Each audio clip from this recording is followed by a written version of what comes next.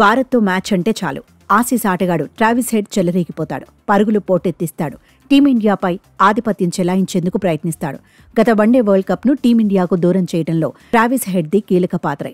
చేజింగ్లో century కొట్టి మరీ టీమిండియాపై ఒత్తిడి పెంచాడు. వరల్డ్ టెస్ట్ ఛాంపియన్షిప్ ఫైనల్లోనూ భారత్కు విలన్లా కనిపించింది ట్రావిస్ హెడ్డే. ఆ మ్యాచ్లో కూడా టీమిండియా ఓటమికి ట్రావిస్ హెడ్ కారణమయ్యాడు. ఇప్పుడు అడిలైడ్ ఓవల్లోనూ భారత్ అంటే తనకు ఇష్టమైన ప్రత్యర్థి అని నిరూపించుకున్నాడు.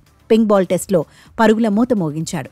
స్వేచ్ఛగా బ్యాటింగ్ చేశాడు. భారత బౌలర్లను అలవోకగా ఎదుర్కొన్నాడు. వైట్ బాల్ ఫార్మాట్ తరహాలోనే ఆడేశాడు. 63 బంతుల్లోనే హాఫ్ సెంచరీ కొట్టాడు. ఆ తర్వాత కూడా అదే దూకుడు కొనసాగించాడు. 111 బంతుల్లోనే సెంచరీ పూర్తి చేసుకున్నాడు. సెంచరీ తర్వాత మరింతగా జోరు చూపించాడు. ఫటాఫట్ షాట్లతో రెచ్చిపాడు. అయితే 141 బంతుల్లో 140 పరుగులు చేశాక ట్రావిస్ హెడ్ పెవిలియన్ చేరాడు. హెడ్ ఇన్నింగ్స్లో 17 ఫోర్లు 4 సిక్సర్లు ఉన్నాయి. 99.29 స్ట్రైక్ రేట్ను నమోదు చేశాడు. సూపర్ సెంచరీతో ట్రావిస్ హెడ్ చరిత్ర సృష్టించాడు.